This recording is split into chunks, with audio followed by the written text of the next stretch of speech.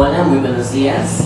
El día de hoy tengo el privilegio y el honor de compartir con el maestro Antonio Tenorio, director general de Radio Educación, quien nos acompaña en el Coloquio Internacional de Radio y Cultura 2017. Maestro, bienvenido. Muchísimas gracias, un gusto estar aquí. No, y un placer recibirlo, Nos da mucho gusto tenerlo por acá. Quisiera comenzar con una pregunta básica. ¿Cómo es la radio en comparación a como lo era antes? Bueno, yo diría que hoy eso que llamamos radio, como muchas otras cosas, como eso que llamamos escritura, como eso que llamamos fotografía, como eso que llamamos filmar o grabar, sigue utilizando la misma palabra, sigue utilizando el mismo término, casi por defecto, es decir, porque no tenemos nuevas palabras para nombrar lo que hoy se ha transformado, pero también porque conserva una línea de continuidad con lo que fue su origen. Trato de explicarme. Hoy la radio son tres radios, tres tipos de radio, quizá cuatro, ¿no? Las tres son la radio hertziana, que es la radio tradicional, que tiene más de 100 años, y que utiliza la energía eléctrica para emitir ondas que viajan a través del espacio, o de lo que se conoce como el espectro radioeléctrico, es como funciona también la telefonía celular. La radio virtual digital, que es como me parece que hay que llamar a lo que comúnmente llamamos la radio por internet, y la radio digital, que es un tipo de radio, para que quien nos vea entienda, sería el equivalente de la televisión digital a la que migramos hace más o menos un año, y que lo que hace es que modifica el tamaño de la onda, modifica el grosor de la onda, y entonces permite que se desocupe espacio en el espectro. Así como la televisión digital ofrece una mayor calidad visual de imagen y abre multiprogramación, o sea, hoy tenemos más canales en la televisión y cada segmento puede desdoblarse en punto 1, punto 2, punto 3. Con la radio digital, cuando esto llegue, sucederá lo mismo. Hay quien habla hoy de la radio por WhatsApp, ¿no? Puede ser, y se seguirá inventando. Habrá radio por Snapchat, pero al final son radios que tienen el soporte virtual digital, es decir, que ya no transmiten por onda, sino transmiten a través de la plataforma de internet. Entonces, son los tres tipos de radio. A las tres las seguimos llamando radio. Son tres cosas distintas, son tres experiencias distintas. Aquí hay que subrayar lo que platicábamos fuera de cámara. En el mundo digital, que es el mundo en el que ustedes viven y es el mundo donde ustedes se mueven, es el mundo que les es natural, aunque parezca un contrasentido, es su mundo. En ese mundo lo central no es el objeto. Ese mundo es digital no porque el objeto sea digital, sino porque las experiencias que ese objeto produce, o a través de ese objeto se tienen, conforman un imaginario distinto, conforman puntos de referencia existenciales distintos. Entonces tenemos tres tipos de radio que seguimos llamando radio, aunque son tres experiencias sensoriales, organizativas, conceptuales, cognitivas, distintas. ¿Por qué las seguimos llamando radio? Porque de alguna manera, en su esencia, en su punto de origen, siguen siendo radio, si por radio entendemos la capacidad humana para comunicarse a distancia a través de la voz. Y ahorita que este concepto de la era digital dentro del mundo de la radio está tan presente, ¿cuáles son las ventajas y desventajas del mismo? Bueno, yo creo que la principal ventaja o la principal transformación, me cuesta trabajo hablar de ventajas y desventajas, pero creo que es más útil hablar de qué es lo que cambió, qué es lo que se transformó realmente. Volvemos al asunto de los objetos. La transformación de los objetos es muy clara, está ahí. Los teléfonos son más pequeños, son más potentes, son más ligeros, ¿no? son más baratos, son más rápidos, y como eso todos los objetos. Pero la transformación verdadera, la transformación radical, tiene que ver con la producción de contenidos y tiene que ver con un nuevo actor, que son lo que denominamos, identificamos como prosumidores. ¿Qué son los prosumidores? Los prosumidores es un neologismo, es decir, es una palabra nueva, es una palabra inventada, que funde dos palabras, productores y consumidores.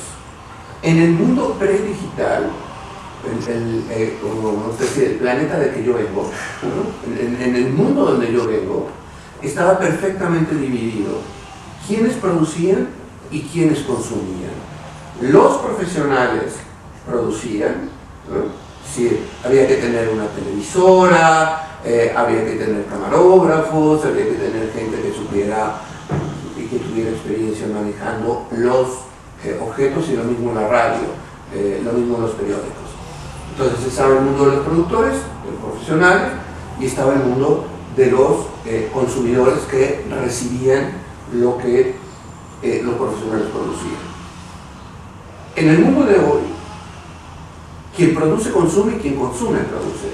Ustedes están produciendo en este momento contenidos y al mismo tiempo son usuarios de YouTube, son usuarios de Twitter, son usuarios de Snapchat, son usuarios de WhatsApp, ¿no? La cantidad no me lo sé de memoria, pero la cantidad de contenidos que particularmente los jóvenes producen de manera directa es abismalmente más grande que la cantidad que producen los profesionales, ¿no? O sea, hoy tenemos el fenómeno, por ejemplo, de los youtubers, gente que hace televisión sin saber hacer televisión.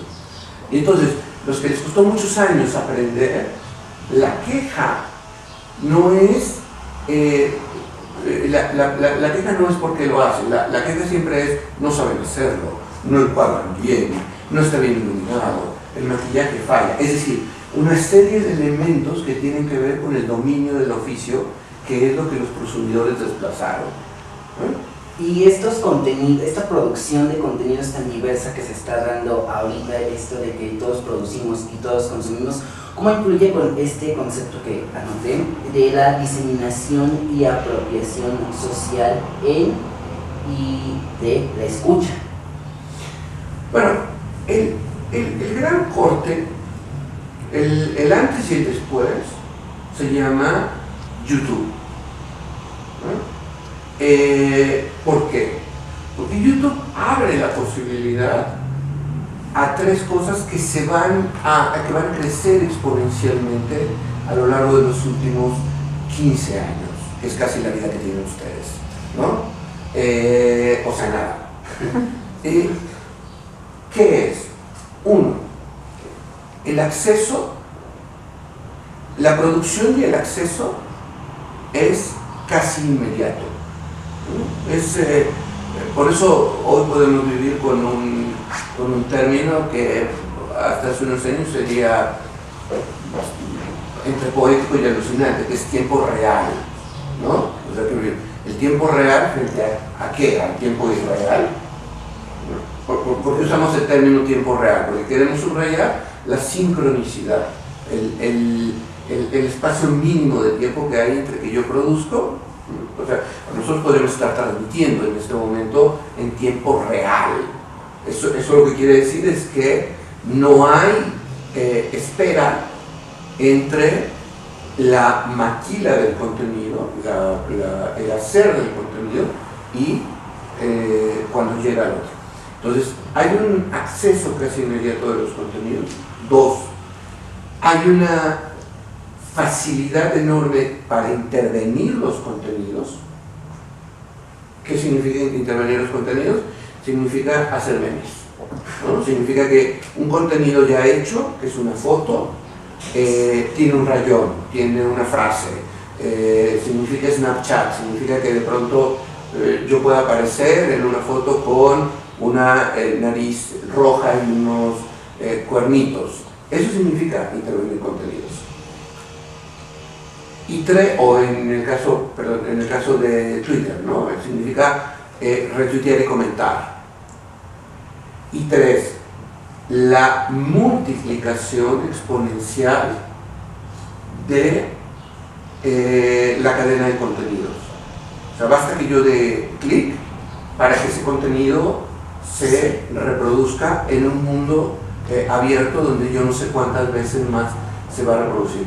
Por eso cuando ustedes estudian en la universidad y llevan una materia que se llama boletines de prensa, ¿no? Seminario de boletines de prensa 2, salen al mundo y descubren que cuando el boletín de prensa va en la línea 4, ya el tweet tiene 45,000 retweets, que significan 900,000 accesos, ¿no? Y cómo esta diversificación de contenidos y viralidad Viralidad es la palabra. están presentes en Radio Educación. Radio Educación es una institución peculiar, eso es lo primero que hay que decir. Es una todas lo son a su manera, pero hay instituciones que se parecen unas más a las otras. Radio Educación es un caso único en el mundo. Primero, es la emisora educativa y cultural patrocinada por el Estado más antigua del mundo. Se funda en 1924. Ustedes estudian comunicación, deben saber que la radio se populariza o se estabiliza, no se populariza, se estabiliza como medio de comunicación apenas en 1921. Es decir, hay 3 años de diferencia.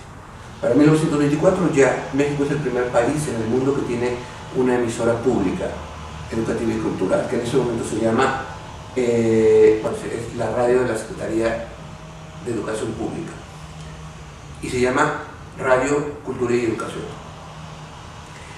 Pasan los años y luego entra, sale del aire y regresa al aire en 1968, hace casi 50 años.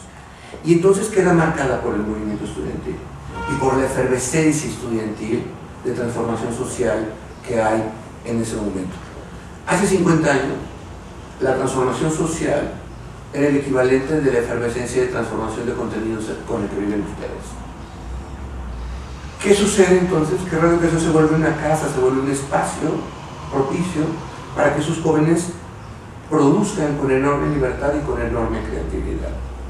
Hoy, a 93 años de distancia de su fundación y a 50 años de que regresó al aire ya de manera ininterrumpida, lo que tenemos es un Sistema Nacional de Comunicación Cultural.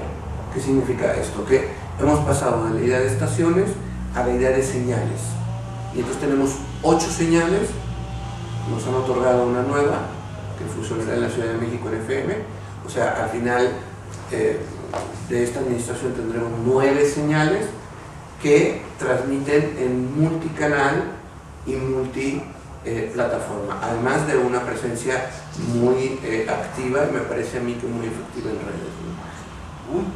Pues me parece estupendo, pues lo acaban de escuchar ya del maestro Antonio Tenorio Muñoz, director de Radio Educación, una entidad única en el mundo. Maestro, muchísimas gracias por estos minutos. Al contrario, un placer siempre encontrarme con los jóvenes. Un privilegio recibirlo por acá. Gracias. Gracias.